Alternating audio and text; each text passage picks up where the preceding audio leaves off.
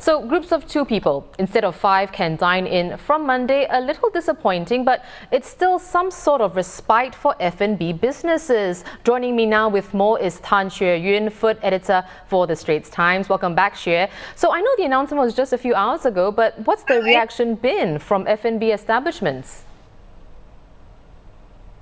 Okay, well, I think people are more or less saying better than nothing. Better than not being able to reopen.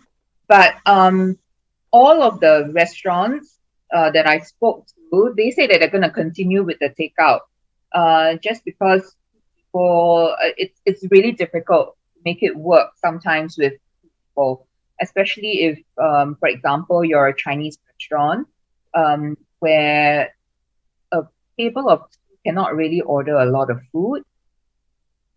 So that's a problem that they will have to face. I see. Well, how have these places been preparing for their reopening? And now that only groups of 2 can dine in, have restaurants had to make further adjustments? Yes.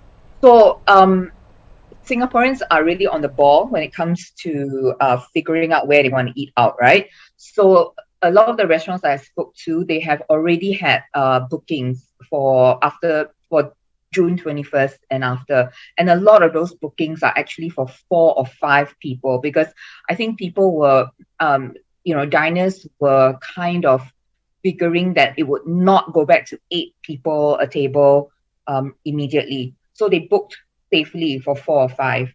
So one of the chefs that I spoke to, Edward Chong, he's at Peach Blossoms, and it's a Chinese restaurant. And he's saying that the minute the announcement came, he had cancellations. Most of his bookings are for 4 or 5 people. So Chinese restaurants are going to be hit pretty hard. Right. The other restaurants, the casual restaurants, they might not be hit so hard. Sebon's, which is a chain of restaurants serving crepes and soup, very young family oriented. But now they have to make sure that just 2 people per table. So it means that if you're a family of 4, each parent will have to sit with 1 kid and at different tables. And Iggy's, which is a restaurant at the Hilton, it has 1 Michelin star. So the owner, Ignatius Chan, was telling me that it's just going to be like Valentine's Day until the middle of July, which is to say that the whole restaurant will be filled with tables of 2 people. Well, Xue, thank you very much for giving us the word on the ground. That was the Straits Times' food editor, Tan Xue Yun.